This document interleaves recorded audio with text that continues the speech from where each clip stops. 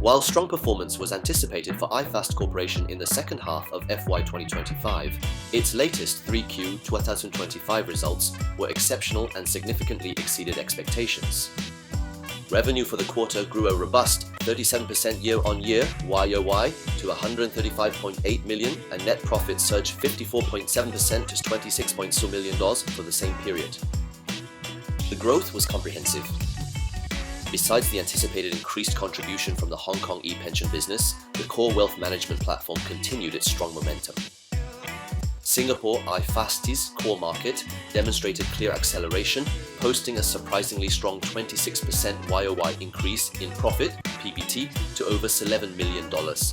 This is double the growth rate shown in 1H 2025, suggesting deep underlying momentum in the wealth platform. This all-round robust performance propelled the group's assets under administration (AUA) to a record $30.62 billion as of 3Q 2025, an impressive 29.6% increase over the previous year. AUA is highly likely to surpass $32 billion by the end of the year. To reach the ambitious $100 billion target by 2030 from this projected close, iFAST's AUA will need to maintain a demanding compound annual growth rate (CAGR) of over 25% for the next 5 years. While the latest quarterly AUA growth of nearly 30% indicates strong potential, sustaining the required 25% CAGR is a tall order, especially in today's environment of heightened uncertainties. For comparison, the average growth rate from FY 2020, AUA's $14.5 billion, to the projected FY 2025, AUA's $32 billion, is a more modest 17%. It's not mission impossible though. iFAST's current structure includes powerful new growth engines that were not present 5 years ago. These new pillars are what make the $100 billion target achievable. HK Pension Business, new opportunities. While the Hong Kong e-pension project, EMPF, is not a direct contributor to the group's AUA, its immense strategic importance lies in the new regional opportunities it unlocks for iFAST in the wider e-pension business. A direct benefit of this expertise is the advancement of the ORSO e-pension services. This one-stop digital pension solution, designed for Hong Kong Occupational Retirement Schemes Ordinance (ORSO) pension schemes, is now anticipated to begin contributing to the group in early 2026. Furthermore, iFAST is also making initial progress with the Macau Pension Project, indicating a broader regional expansion of its pension technology and services.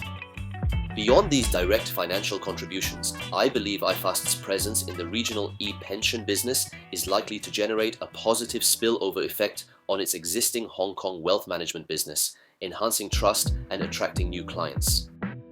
iFAST Global Bank, planting the seeds.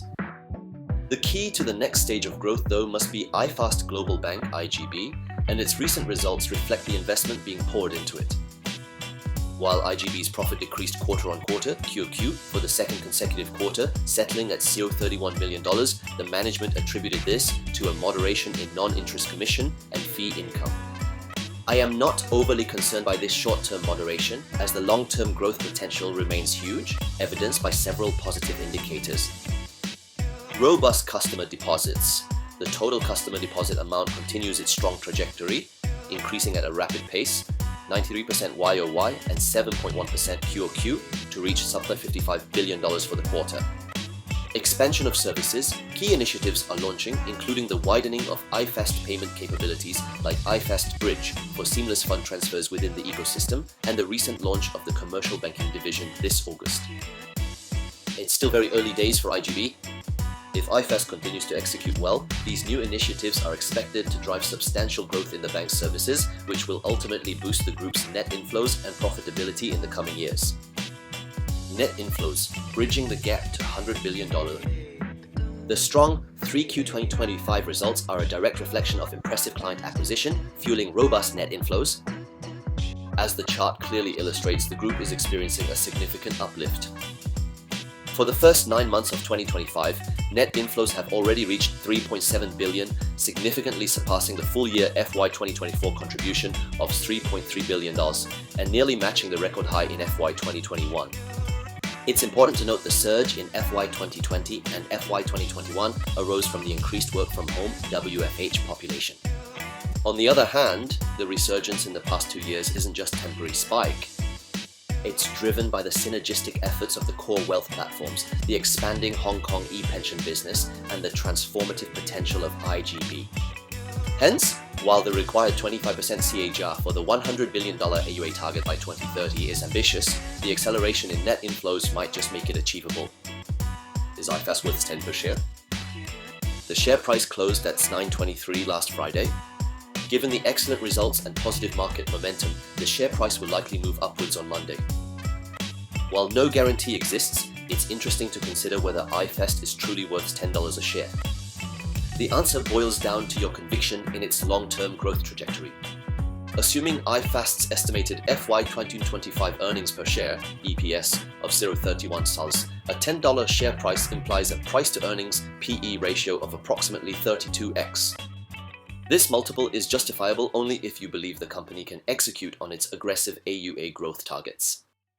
Even if iFAST only matches its historical AUA growth of 17% FY 2020-FY 2025, operational leverage suggests its EPS could still grow at least 25% on average annually. In conclusion, a $10 price tag isn't expensive if iFAST can continue to execute well. The risk, obviously, is the converse. You will need to weigh your own exposure to this investment. For me, as iFAST is already among the top 3 positions of my portfolio, I will just be holding on to the current stake to participate in its growth.